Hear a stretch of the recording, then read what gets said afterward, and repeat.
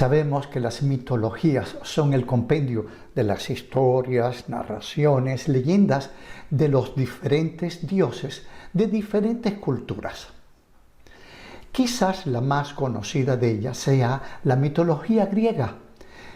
Allí en esta mitología nosotros encontramos la vida y todo lo que hacían estos antiguos dioses griegos.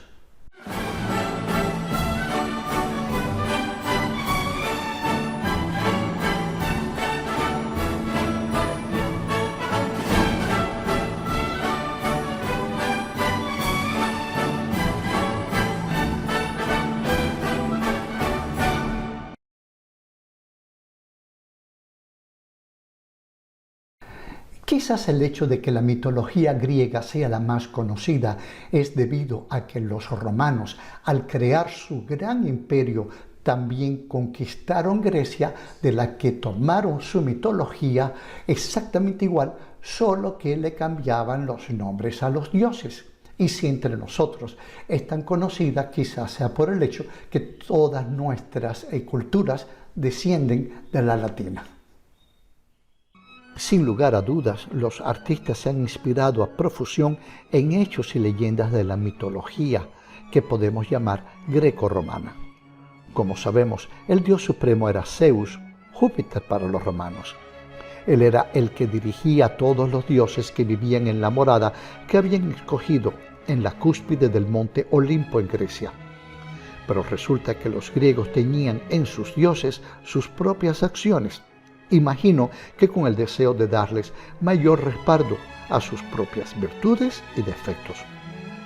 Sabemos que entre los griegos los hombres tenían una posición prominente en la sociedad, mientras que las mujeres estaban fundamentalmente destinadas a ocuparse de sus casas y a procrear hijos. De ahí que Zeus se permitiera toda una serie de flirteos con otras mujeres. Su esposa, estaba casi siempre al tanto de las andanzas de su marido. Cuando había una hermosa mujer en la tierra, de alguna forma se las agenciaba Zeus para hacerla suya. Y no nos equivoquemos, cuando había algún hermoso efebo, actuaba de la misma forma. Para no hacer la cosa tan descarada, la coartada de Zeus era adoptar la forma de algún animal y así seducir a su víctima. Y no solo adaptaba la forma de algún animal para seducir a alguna mujer que le interesaba, también podía adaptar la forma de una lluvia de oro, como es el caso del famoso caso de Danae. La historia que les quiero traer hoy es más hermosa por la forma en la que ha sido utilizada reiteradamente por los artistas, y en particular desde la época del Renacimiento, sino también por el hecho en sí. Si uno trata de encontrar información sobre la forma en que Leda, esposa del rey de Esparta, Tindario, fue poseída por Zeus, no encontrará mucha información. Sin embargo, si lo que uno quiere es encontrar como información la utilización que se ha dado a este evento en el arte, la documentación es muy voluminosa. Pero volvamos al tema que nos ocupa. Leda era la hermosa reina de Esparta. En una ocasión que se bañaba a orillas del río Eurotas, fue vista desnuda por Zeus desde allá, desde su morada, desde el Olimpo. De inmediato quiso poseerla y se dirigió a Afrodita para que ella lo ayudara en su fechoría. La idea era que Afrodita se metamorfoseara en águila, él se metamorfosearía en cisne. La jugarreta era la siguiente. Un águila en el aire quería atacar a un cisne indefenso y el cisne, asustado, voló hacia Leda para que ella lo protegiera del águila que lo quería atacar. La estratagema marchó de maravilla. Podemos imaginar el momento. Leda, con su deslumbrante cuerpo desnudo, abrazando al desprotegido cisne de las garras del águila que lo quería atacar. El animal escogido por Zeus para su trastada, el cisne, es un animal de belleza sin igual, con su largo cuello, su impoluto plumaje, sus maravillosas alas lo hacen un animal muy hermoso. Imaginemos la escena.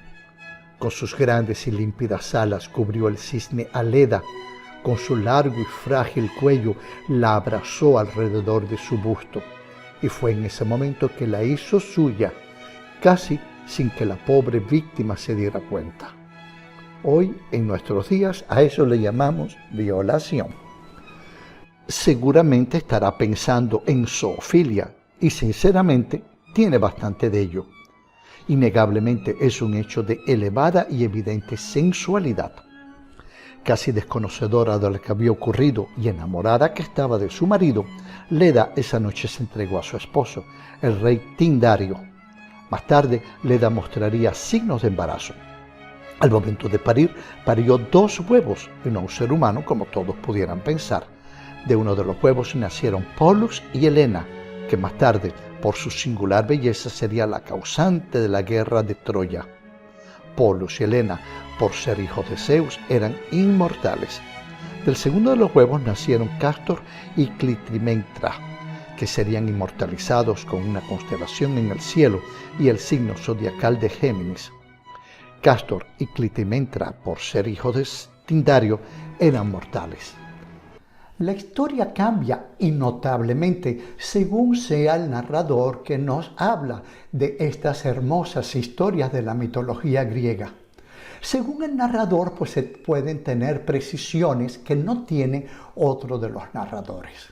Sin embargo, algo que queda claro es que ninguno de los narradores nos dejó para la posteridad la cara que tuvo que haber puesto el rey Tindario cuando vio que su mujer estaba pariendo 2 huevos.